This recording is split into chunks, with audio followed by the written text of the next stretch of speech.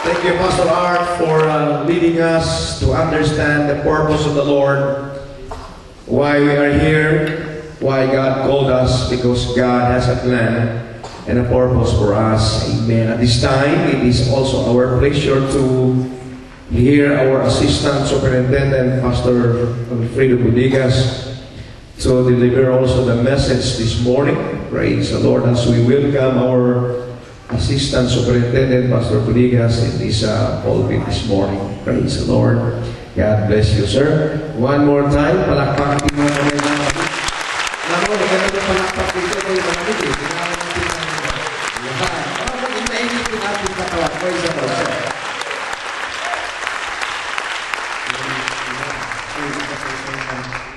Amen. The Lord is good to us. Hallelujah. It is both a privilege for me to be with you and to be a vessel to share some things from my heart to you. It is a privilege. At the same time, it is also some kind of an experience that only preachers, preaching to preachers, experience. Yes. You know, it's somewhat hard to preach to preachers, right? Because you have to be very careful what you say, on the words you use, on the thoughts you convey, because preachers are, you know, they are trained to assess, trained to sometimes weigh things that we speak here. And but anyway, in spite of the situation, in spite of what we are, in spite of ourselves, God, by His grace, still uses us. And that is wonderful. Hallelujah. Praise God. Hallelujah. Hallelujah. I don't know if we can discover some potentials this time, but let's look at the Word anyway, because we know that the Word is quick. It's alive. What we learned from God yesterday grows. What we learned now that from Pastor Art, as the Lord touches the letters by His Spirit, these are quickened and they grow and they transform us into what God wants us to be. And so we will come to the Lord at this time and ask Him again to bless this portion of the day, this hour, so that we can learn something from Him through this subject, discovering your potential. Amen. Praise the Lord. Let's bow our heads one more time. Dear Lord Jesus, oh God, I can feel, oh Lord Jesus, some inadequacy at this time, Lord. Because, oh Lord, I am facing men and women who have experiences in your presence, in your service, in your will in their lives. But anyway, Lord, since this is no accident that we are here, I pray, Lord, that you will use us to be a blessing to one another, so that what you want known, what you want done, oh God, through us will be fulfilled, will be, oh God, be done according to your time. And so, oh Lord, bless this time, oh Lord Jesus, as we come together in your word, as we come together, Lord God, by your Spirit. Bless us, bless this time, so that we can bless one another, and your Spirit be with us today. We pray in the name of the Lord Jesus Christ. Amen.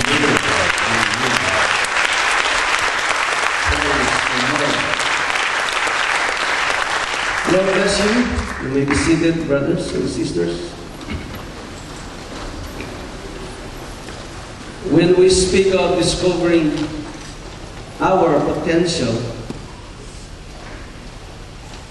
we speak of ourselves and what we can do, what we can be for Jesus. And of course, when we speak of ourselves of what we can be, what we can do, it is essential that we know how, in the first place, did God make us? Did God make us or created us? And that will bring us to the first 2 chapters and 3 chapters of Genesis. We read of God's creation, and in these 2 chapters, 1 and 2 of Genesis, we find that man is the crowning glory of God's creation. Man is the final, the last creation that God made, according to first chapter. After He created man, He rested. He made man on the 6th day, and on the 7th day He rested.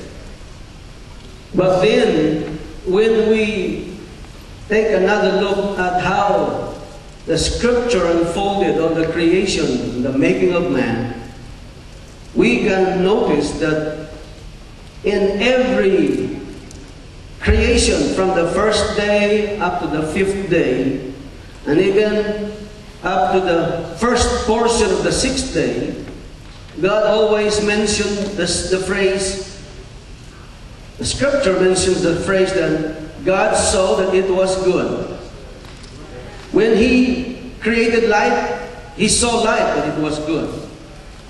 And when He divided the light from the darkness and created the firmament, and consequently He separated the seas from the land, God saw that it was good. And then, when the Lord started creating lights in the firmament, the greater light and the lesser light, the sun, the moon, and the stars, God also said it was good.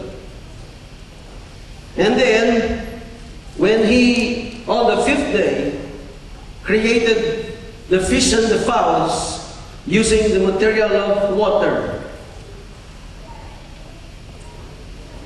God also made a statement, it was good. And on the 6th day, when He created the cattle, the beasts, and all that moveth upon the earth, using earth as material, out of the ground the Lord God caused the beast, the cattle to be created. God also mentioned the word, the Scripture says that it was good. But when He made man, there was no mention of such words.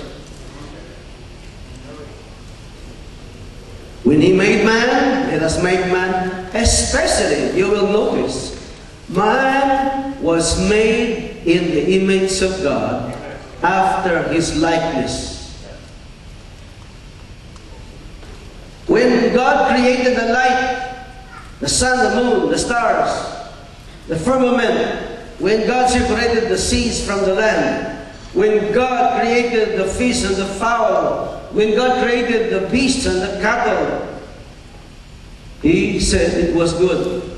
But when He made a creature in His image, something changed in the way God revealed Himself. There are some sectors that says that maybe it's because God is not finished with man yet. He is still making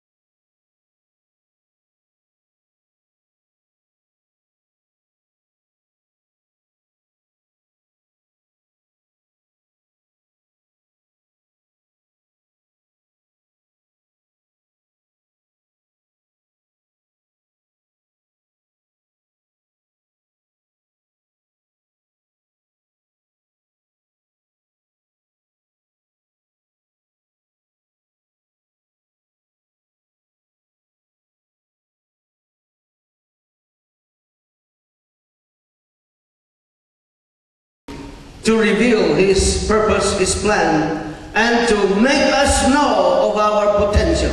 Hallelujah. Hallelujah. God help us in discovering our potentials this morning. First, according to David's Psalm of chapter 19, David said that the whole of creation or nature is an agent of God to reveal His plan. The heavens declare the glory of God, and the firmament showeth His handiwork.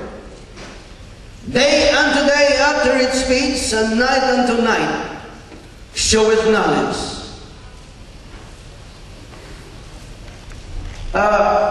There are things in God that are explained by the things that are made. Apostle Paul in his book to the Romans, chapter 1, verses 19 or 18 and 19, he said that which may be known of God is revealed by God to people. Let me look at that scripture. Romans 1, 18 and 19. Using nature, using creation. God said here, Apostle Paul said this, verse 18, for the wrath of God is revealed from heaven against all ungodliness and unrighteousness of men who hold the truth in unrighteousness, because that which may be known of God. Take notice of such words. That which may be known of God. We are not interested in that which may not be known of God. As Moses said, the sacred things belongs unto the Lord. That which is revealed belongs to us. Paul said here, that which may be known of God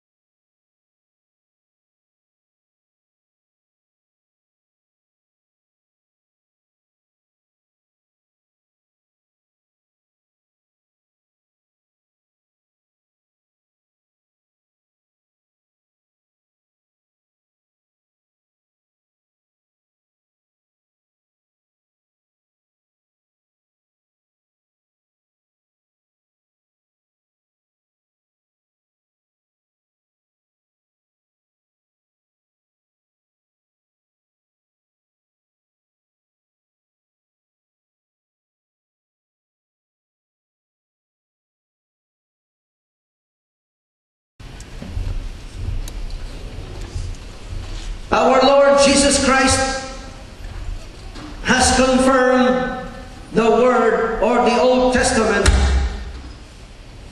the veracity, the truth of all the prophecies in the Old Testament concerning Him, He has confirmed. In Matthew 5:17, He said, "Think not that I am come to destroy the law and the prophets. I am not come to destroy, but to fulfill." At the same time, after He resurrected, after He rose from the dead, before He ascended, in the book of Luke chapter 24 verses 44 and 45, Jesus said to the disciples, He said to them, in confirming the truth of Old Testament, He said, and He said unto them, "These are the words which I spake unto you, while I was yet with you, that all things must be fulfilled, which were written in the law of Moses, and in the prophets, and in the Psalms concerning me." Then opened He their understanding, that we might understand the Scriptures. Moses, the Pentateuch, the Torah, the Psalms, the Holy Writings, the Ketuvim, and the prophets, the Nevi'im, the three divisions of the Old Testament, the Torah, the Nevi'im, and the Ketuvim. They all, Jesus said, all that was written concerning me must be fulfilled. Yes. And Matthew, in chapter 26, verse 24 of his book, he said these words, Matthew 26, 24,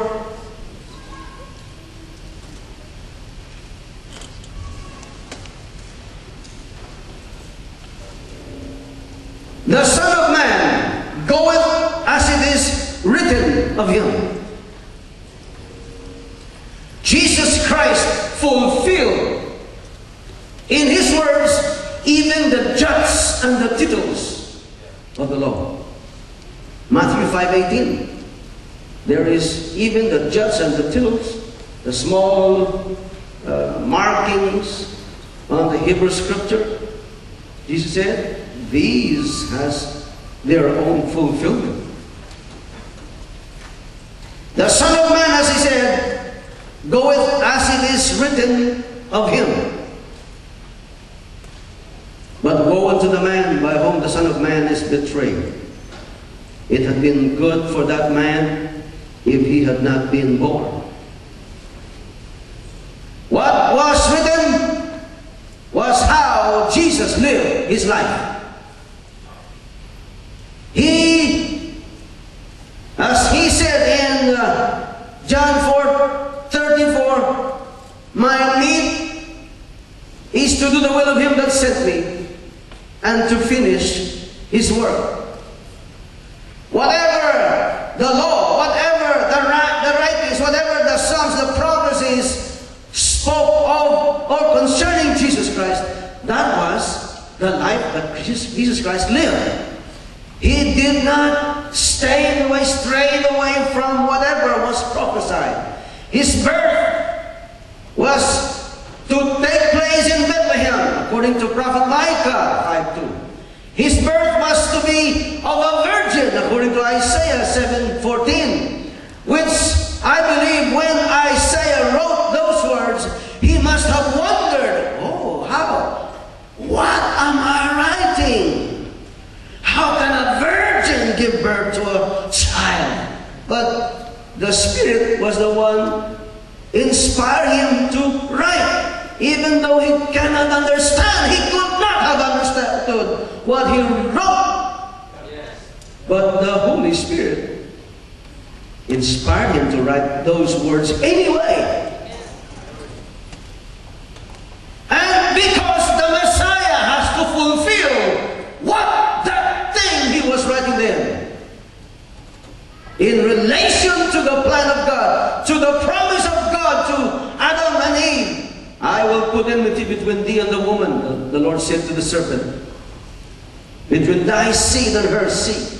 It shall bruise thy head, and thou shalt bruise his heel. The seed of the woman, born of a virgin.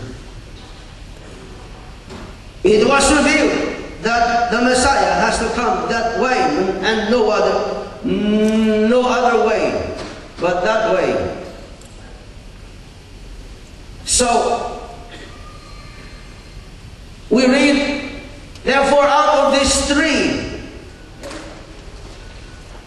mentioned already, divine revelation has given us the idea, given us the ability to discover. If we read the scripture, if we search into ourselves, into our spirit, if we study nature, creation, we can have an idea on discovering our potential. I have still two things to share, two more agents. The fourth is the Spirit, or the Holy Spirit, the Spirit of truth. Anyone cannot just claim what is written in the Word without the illumination of the Holy Spirit. Yes, it is true, the Logos, the 66-book Bible, is the Word of God. But then, before it can become your promise, the Holy Spirit has yet to transform that Logos into a rhema for our personal consumption. Anyone cannot just claim what is written in the Logos unless the Holy Ghost open his eyes, open his mind, open his understanding that that promise was his, or was intended by God for him. Right? The Spirit and the Word always agree. It cannot just be the Word alone. It cannot just be the Spirit alone. The Spirit and the Word must be there. Hallelujah. So that divine revelation, oh yes, divine revelation can be completely received from God by His Spirit and by His Word. Hallelujah. The letter killeth, but the Spirit giveth life. But then, on the other hand, there are promises. There are things that, as Isaiah prophesied and confirmed by Apostle Paul, Isaiah 64:6 and 1 Corinthians 2:9, Apostle Paul confirmed Isaiah's statement that there are still things not yet seen by the eyes. There are still things not yet heard by the ear. There are things yet that has not entered into the heart of man. But God has revealed these things to us by His Spirit, because they are prepared by God to those that love Him. Brethren, hallelujah, the Christian life is a dynamic kind of life. God has something better. God has something great for us every day. Hallelujah. Every day God has something better in store for us by His Spirit, in order for us to be transformed from glory to glory, even as by the Spirit of the Lord. Clap your hands to the Lord Jesus Christ.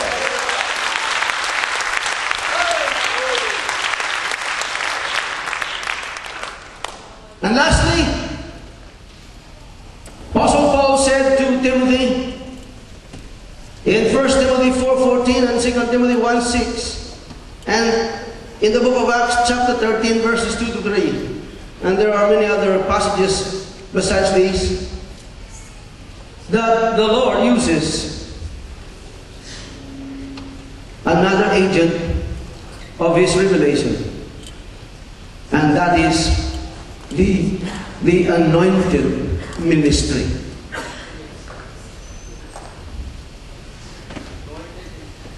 Apostle Paul in Ephesians 5 4:11, and he gave some apostles, some prophets, evangelists, pastors, teachers, for the perfecting of the saints, for the work of the ministry, for the edifying of the body of Christ. Apostle Paul, in writing to Timothy, 1 Timothy chapter 4, verse 14, he said these words,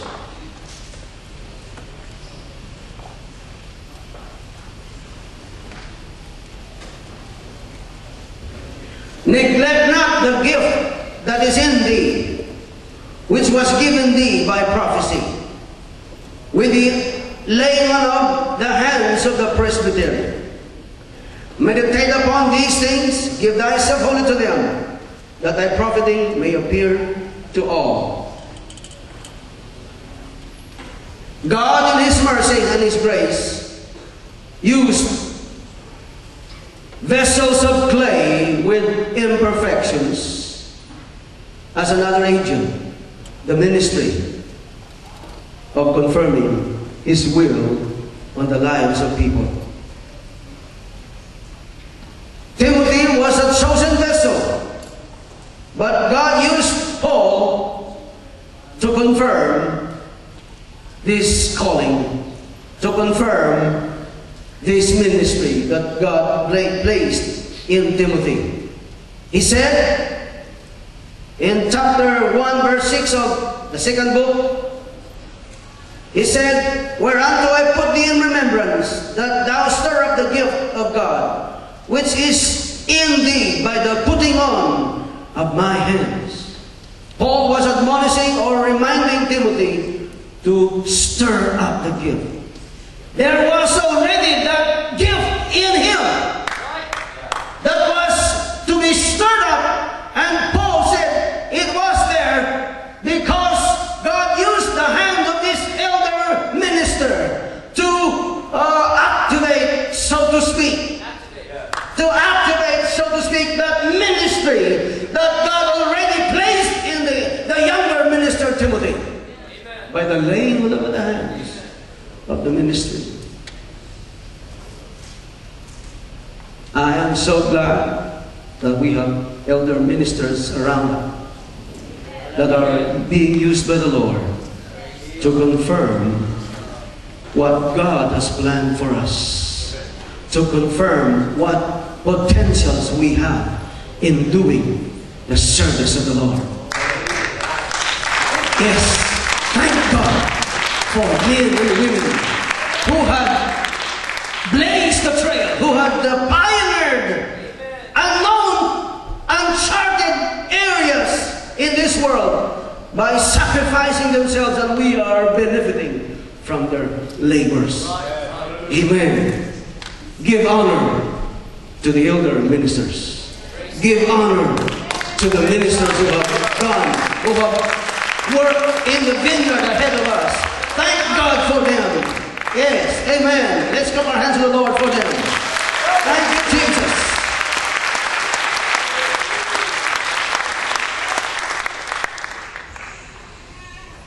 I have this written, it could be said that the fivefold ministry is the hand that brings perfection, completion to the saints with potentials. That which was revealed through the other four had to be confirmed by the anointed ministry. We read of 1 Corinthians chapter 14, verses 26 to 33 and 36 to 38. That the ministry has got to do this portion, this part, so that God will be glorified and that the church will be kept away from the dangers of, if there are no comparing of notes among the elders. Paul said, if there is a revelation to one, let the other hold his peace, and let the other judge, or let it be by 2 or 3. Let the prophet speak by 2 or 3, and let the other judge. And then Paul said, the spirits of the prophets are subject to the prophets. Even in the early church, there were comparing of notes among elders. What the Lord revealed to Paul was discussed in the First World Conference in the book of Acts 15. There was much disputings among the elders. But later on, the Holy Ghost intervened. The Lord spoke to James. He said, he declared that Simeon had declared how God at the first did visit the Gentiles to take out of them a people for his name. And to this agreed all the prophets. And he quoted the book of Amos, chapter 9, regarding the salvation of the Gentiles, even without being circumcised like the Jews. And so, the elders had arrived at the conclusion: for the salvation of the Gentile brethren, 4 things were commanded: abstain from pollution of idols, from blood, fornication, things strangled.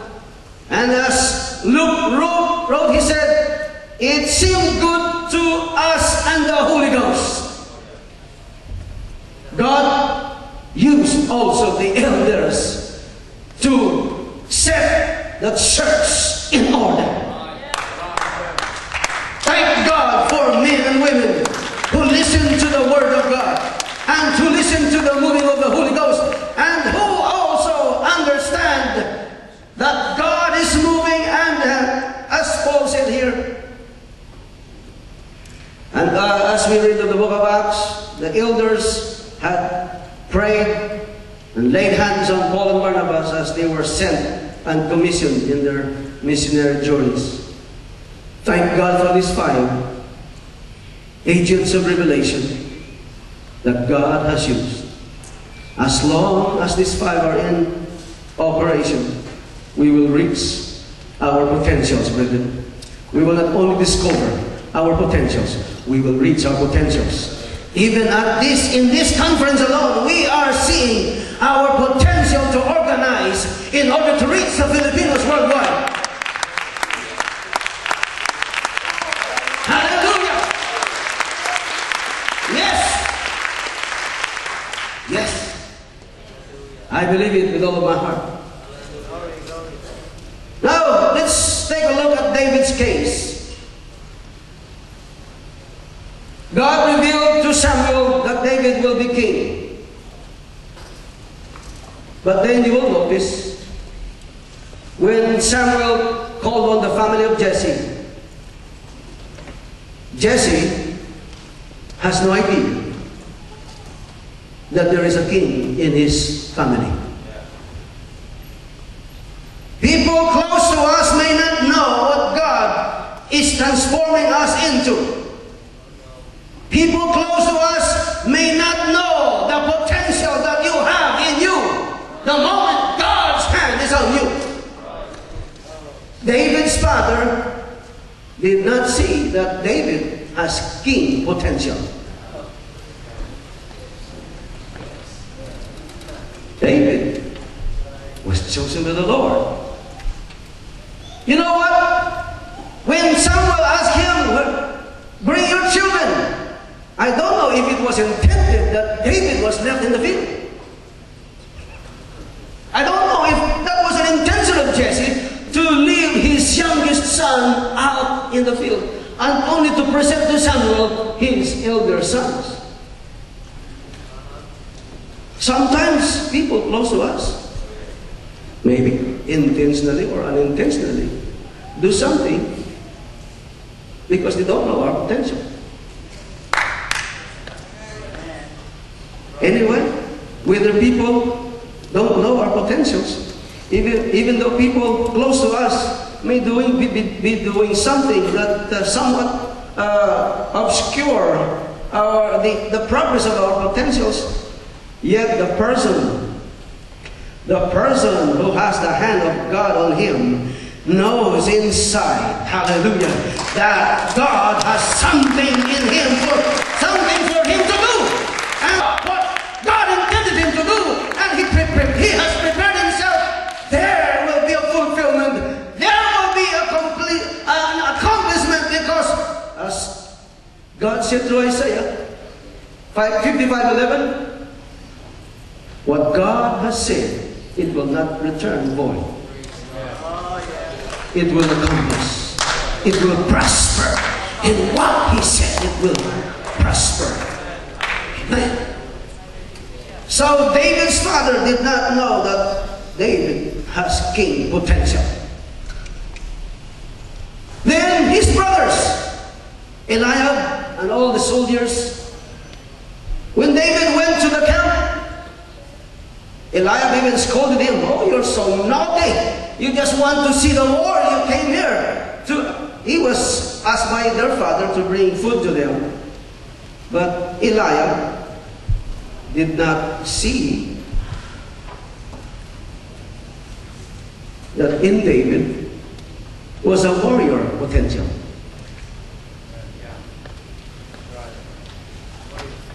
As their father did not see the king potential in David, his brethren, mind you, brethren, they already saw David anointed by Samuel. Chapter 16, Samuel anointed David king. It was in chapter 17 that the war was taking place. Oh, Eliab, the brothers of David, already knew that Samuel visited their house and anointed David, their youngest brother, as king. But still, they cannot grasp that in that brother of theirs is not only a king potential, but there's also a warrior potential. Because he was telling all other soldiers, "We can kill that uncircumcised Philistine." He's defying the armies of the living God. I'm going to fight him. Sometimes our colleagues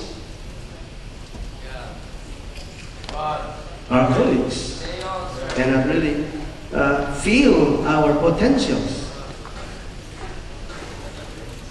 David's brothers did not know his warrior potential.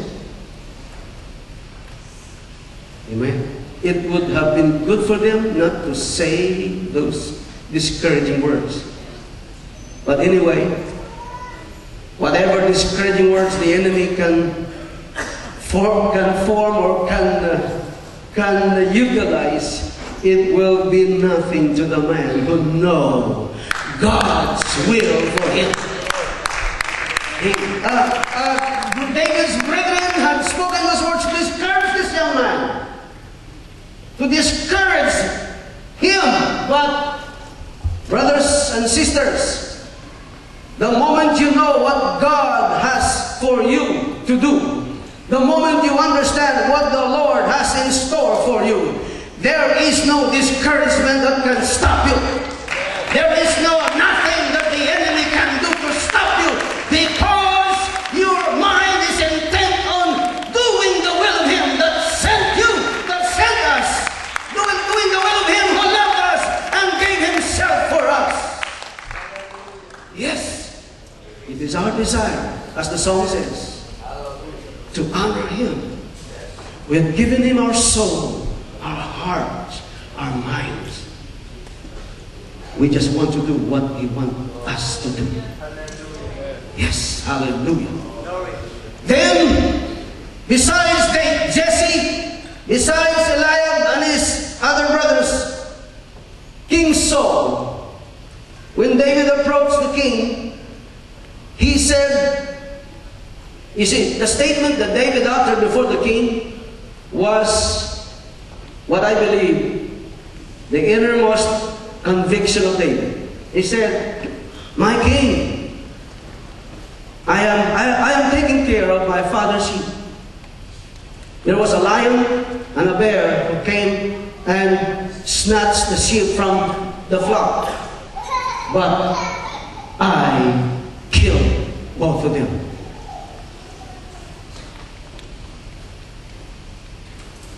He then already had sensed something in him that can kill a lion, and that can destroy a bear, and that can also kill a Philistine champion.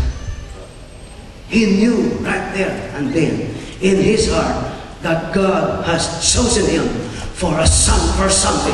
Just like what Mordecai said to Esther, who knoweth whither thou art come into the kingdom for such a time as this. If you will hold your peace, you will be destroyed. But God will still send enlargement or deliverance from another source. But if you will hold your peace, you and your father's house will be destroyed. Brethren, the moment you understand what God has planned for you to do, you will not be silent. You will not be still. You will be fasting and praying like Esther and facing the king without an appointment. Facing destruction or death if the scepter will not be pointed on her.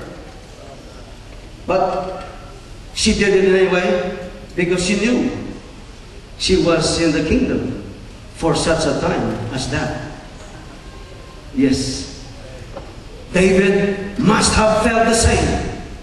He was chosen by the Lord for such a situation. Brothers and sisters, the creation of the world is in such a time as this. The Filipinos worldwide must be harnessed. The Filipinos worldwide must be informed that they can do something great for Jesus Christ before the coming of the Lord takes place, before we will be transformed from mortality to immortality. We have to do something for the Lord. Hallelujah. And we are willing to do it for His glory. Amen. Hallelujah. King Saul had no idea that the boy in front of him was a champion potential. Hallelujah. Those in authority over us may not grasp God's purpose in us. Imagine of King Saul. He was not only able to grasp the potential of David, but he was even so very, very jealous.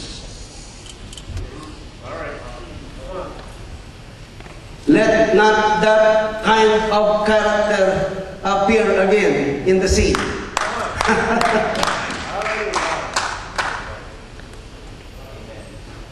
There is a saying that history repeats itself. But anyway, if that history will repeat itself, at least we already are forewarned. We are already forewarned that that is not what God wants us to be. Hallelujah. We in the authority must be willing to even extend our right hand of fellowship.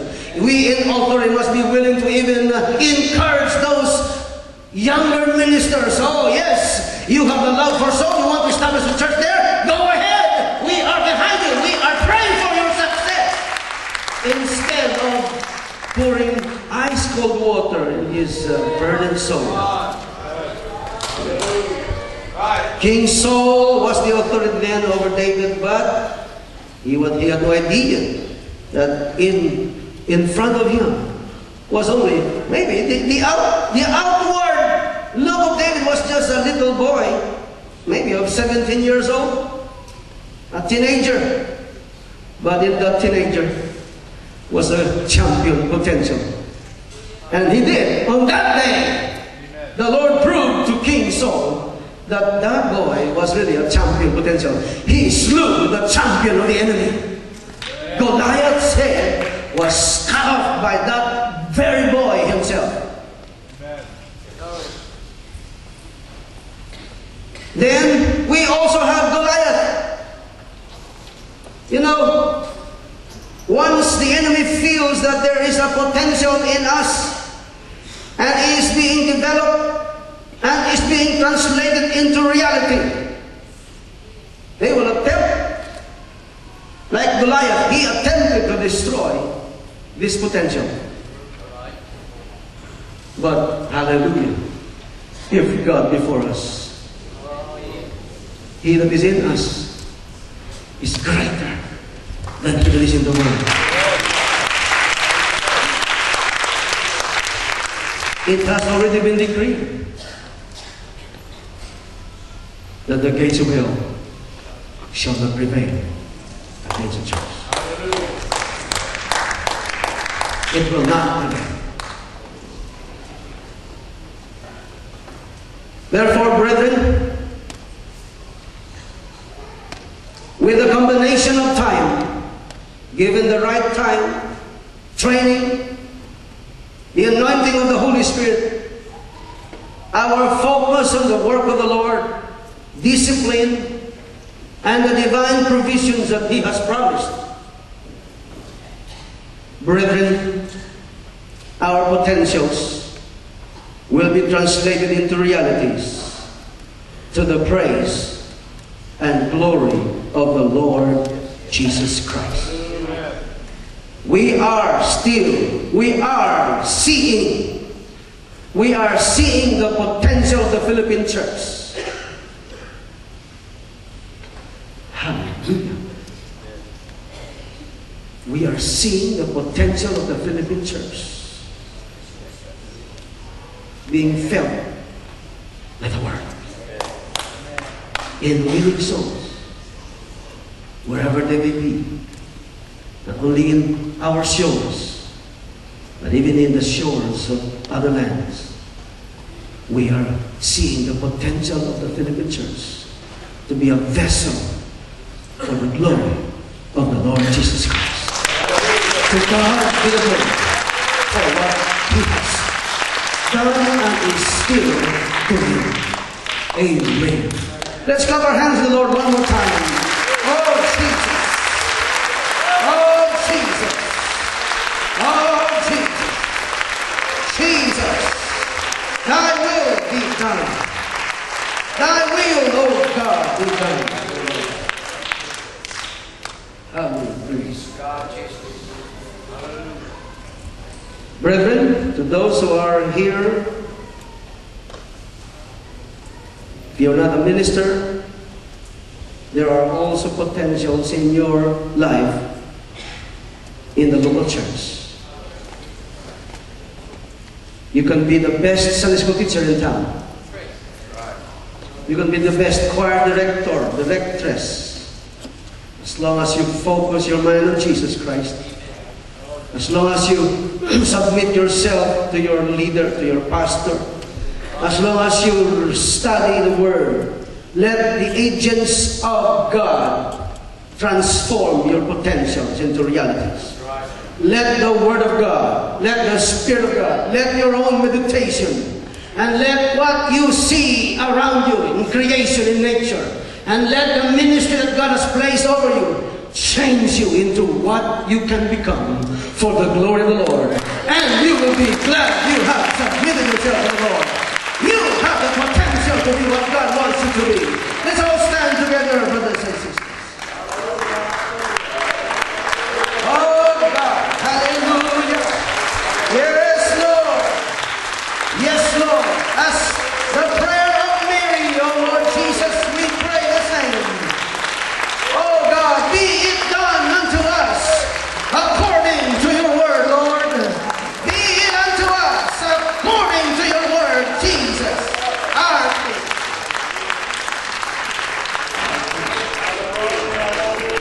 Hallelujah. Hallelujah. As I am turning this microphone to Pastor Paul, let us sing this a little chorus. Be it unto me according to your word, according to your promise, I can stand secure. God of my heart, the truth that sets me free, according to your word, of the Lord, be it unto me.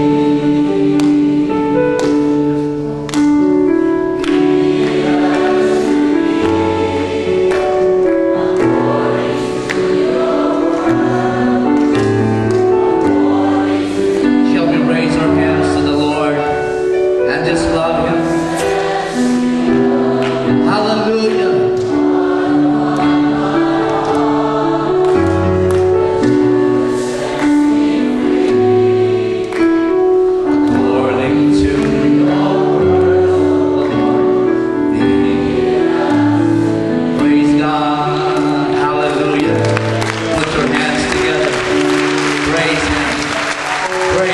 Hallelujah.